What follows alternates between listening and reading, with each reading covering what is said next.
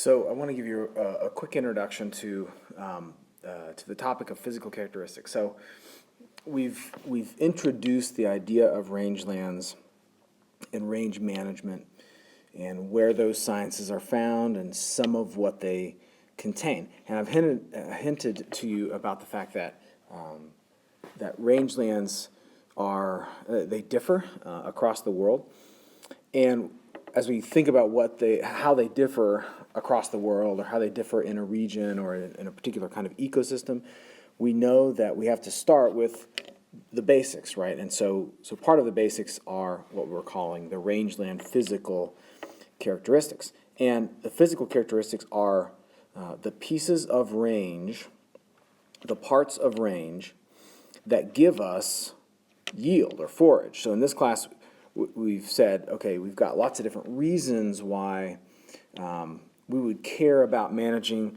rangeland. All of them you can tie back to that vegetation that's there on the range. So if you want rangeland for open space, or if you want it for recreation, you also want the health of that rangeland to be intact. And we can pretty safely say that any kind of rangeland health, whether it's for production of domestic livestock or for recreation and open space, is tied to that vegetation that happens on the land. Well, the reason there's vegetation on the land, holding that land together and providing sort of the center for the ecosystem to function, the reason we have the amount and type of vegetation that we have on any rangeland is because there's physical characteristics that influence what grows on those rangeland. So you can see here these three that we've highlighted initially, and there's lots of other things to talk about, but these are the three that we're really going to focus on: climate, soil, and topography. These three things are the cornerstones for any kind of rangeland health to be understood. So whether or not we're understanding it in terms of trying to measure it, or trying to measure the health of the rangeland, or understanding the rangeland in terms of how much it can produce, it all starts here. Okay. So these characteristics determine the type of vegetation and productivity in a given area. And that affects all the other stuff that we've discussed in this class. So we're going to take time to think about each of these three in their turn, because they each play an important role, again, no matter what you are desiring to do on that rangeland. So the first one we're going to think about is precipitation. So this is any kind of water that lands on a particular kind of range that we're interested in.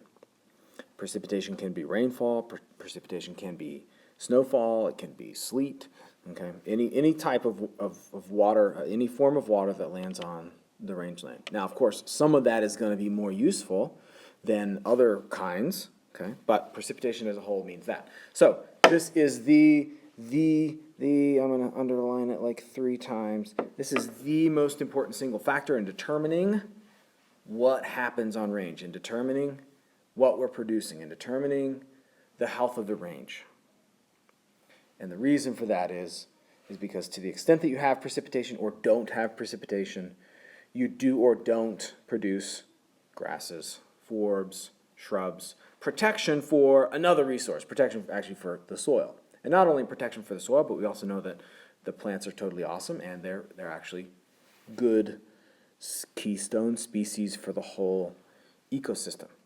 Now, we can have ecosystems without plants, that's cool, but for range, it becomes the centerpiece. And so we'll talk more later on in later chapters and later lectures about the plant itself and what we need to understand about plants themselves. So I promised in the last time that I would give you this number where we find a really sharp distinction in terms of production on rangeland. So forage production increases rapidly as precipitation increases up to 20 inches. And I put the 500 millimeters just because we want to be, literate about how other people actually see and understand rangeland in other parts of the world. So that 20-inch mark is really key, and that 20-inch mark is really key for us here in the West. Once you get above 20 inches of precipitation per year, the amount of rangeland production is really dictated by other things than precipitation. When you get below that, precipitation is the dominant reason why you find more plants or more biomass, less plants, less biomass. So in the West, where we have a pretty significant amount of land area that is less than 20 inches of rainfall per year, we find really radical differences when we move from 10 inches of rainfall to 15 inches of rainfall than we do based on rainfall when we are moving from 25 inches of rainfall to 30 inches of rainfall. So we find radical differences in vegetative production when we're when we're below 20 inches of rainfall. Okay, so above that, like I have here, above that, soil properties take on a more important role, or other properties, temperature regimes, sunlight intensity, those kinds of things become more important. Okay, it's not to say that rainfall all of a sudden doesn't become important, because it does. But other factors come into play. We're in the West. A good portion of the rangeland that exists in the world is in the West.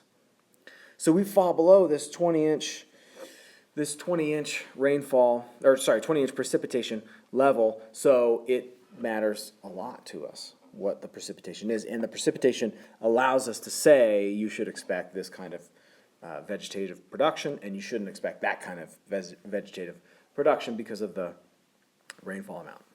Okay, so that's just like total precipitation. That's like total water that impacts the ground in any form. But that's not the whole story, right? Never is. Total amount, that's cool. That's that 20 inches of rainfall.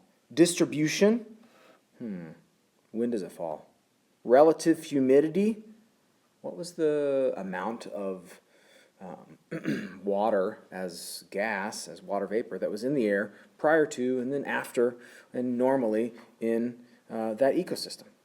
The form, is it rain, is it sleet, is it snow, is it ice, does it immediately turn into ice? And the annual variability, that is in Powell, Wyoming, where we expect to have roughly 7 inches of rainfall per year. Is it always 7 inches?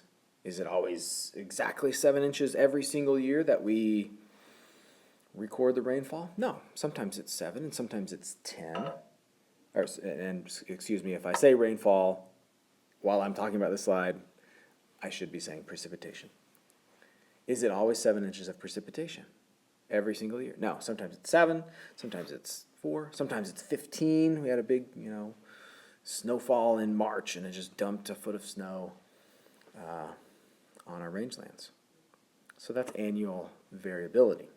So all those things are really important to understand, to know that precipitation is a thing. Okay, we got that. This 20-inch mark is a thing. Okay, we understand that above that, precipitation may be a less important factor in production. Below that, it's the important factor in production. And we understand that you don't always get the same amount. You don't always get it at the same time. You don't always have the exact same conditions before and after a rainfall, etc. Cool. Understand. Most lands that are considered rangelands that aren't in cultivation typically have low precipitation amounts. Otherwise, they would probably be converted into making a commodity, a crop commodity. Now, there's some exceptions to that rule, of course, particularly in the West, particularly in the Midwest. In the West, 80%, that would be the majority, of the area receives less than that 20 inches of precipitation annually. So that little demarcation line becomes really important to us. Just to give you a scale, just to give you a comparison, in Africa, half the area of Africa, and Africa is kind of big, receives less than 20 inches annually, and 20% gets less than 10 inches annually. In Australia, a bunch of it gets less than 20 inches, and of that 70%, we have 33% that gets less than 10 inches. So we have a lot of areas in the world that fall into this 0 to 20 inches of precipitation area. Cool. See how fun this is? This table, and at this point I encourage you, maybe if you're watching this video in Moodle, I would encourage you to open up the PDF of this lecture, these lecture slides, in another window, and just kind of have a look at what's going on. Maybe follow along, particularly as we look through tables. So you might want to press pause. You might want to go look at this particular table in the PDF. When you're done looking at that table and determining what's up, come on back to this. Okay, now, so you've probably looked at that table, and we'll talk just a little bit about what we see. This isn't everything that we see in this table. The reason that I put this table, these two tables, there's two of them, in the notes is to help you think about rainfall and precipitation, type of range, and then the forage production on that range. So in California, we have something like, we'll just take this top one right here, okay, 60 inches of rainfall, annual grasslands. We'll get to what those are in a while. And you have 2,700 pounds of dry forage per acre. That's a lot of forage. That's a lot of biomass. Okay. We move down to 28, and we get about 2,000. Move down to 20, we get about 1,100. Move down to 8, drops pretty significantly. You can look at other places that get 20 inches of rainfall, okay, the same as we got here, and they are significantly lower, 250. Hey, wait a second. They got 20 inches of rainfall. Here in California, they get 20 inches of rainfall. You get 1,100, you get 1,200 pounds of dry matter forage production, vegetative production per acre. Down here, we have 7, southwestern Utah, we have 7 inches of rainfall. We get 213 pounds of dry matter per acre. Well, that's just not very far off this 20-inch production level that we find in southeastern Oregon. Or is that northeastern? Actually, I can't see because my little tools are in the way. Northeastern is what it is, of course. Now that I look at the spelling. Okay. Here we've got in southwestern Oregon, right here, 11 inches with 322. Here we've got 13 inches with 442. So you can see that this isn't the whole story. That's one of the things you have to consider here, is that this doesn't tell us everything. The inches of rainfall that are in this column do not exactly correlate with the amount of vegetation that is produced, right? And one of the things you need to understand is that the pattern of the precipitation matters. Okay? That matters a great deal, and that's what is influencing this type of range and this production that you're seeing. So incidentally, this is just a big study that was put together from all these different resources, where they just looked for the same sorts of information and just listed it out in a table form. Okay. Western Nebraska, 13 inches with 1,300 pounds of dry matter produced per year. Southeastern Alberta, 13 inches. Same kind of precipitation pattern. Completely different forage production. So something else is going on here, right? And you can think about the things that we mentioned earlier in terms of the annual variation that could be playing into this. The type of precipitation that we're getting, probably a bigger player. The season that you're getting that precipitation, probably an even larger player. Here's some other ones. So we have Western North Dakota, 16 inches, 700. We have South Dakota getting 14 inches and getting 2,100 pounds of dry matter So you can see there's variability, right? And you're starting to see, okay, what can I expect in this type of range called the northern mixed prairie? What can I expect in the tall grass prairie? Sounds really, huge and very vibrant. And turns out it is, right? 4,000 pounds of dry matter. It's a gigantic amount of forage that is produced in those areas. So we're getting a sense now of production capabilities. We're getting a sense that not all ranges are the same. We're getting a sense that even within a particular kind of range, we don't have the same amount of production, even though we might be very close to the same amount of precipitation. Okay, here's a case of that. Those two right here that we mentioned earlier. Well, okay, that's a big deal to just come to that understanding and say, okay, I get it. I get that there are different kinds of rangelands. There's different kinds of precipitation types, and there's even within a particular rangeland there are wide differences. We're going to look at some precipitation graphs, and this is where it's going to be a little bit nicer for you to have this PDF open as you're listening to me talk and going through the slides. We have lots of data about weather at our fingertips. I've just chosen precipitation because that's the thing we're talking about, but just know that there's all kinds of these, there's all kinds of graphs that look like this for all kinds of different climate characteristics. We pick out precipitation because we know it's really important to rangeland, but as soon as we start talking about temperature, soil temperature, other things are going to have as much data as you're seeing here behind them as well. When we think about climates, when we think about long-term averages, what we've chosen to do in the United States is come up with basically 30-year averages. And so you'll see different sections. If you're looking for annual information, how much of whatever characteristic is received annually by, or what is the annual temperature, or what's the annual precipitation, what's the annual maximum temperature, and those kinds of things. We do it in terms of 30 years, and that's cool. Okay, 30 years should give us a pretty good idea of what's happening in that area. And there's sections, there's sets of 30 years, right? So 71 to 2000, then 81 to 2010, okay? So we can look at them in different kinds of 30-year increments. This is the 30-year increment from 1971 to 2000. And this is precipitation amount.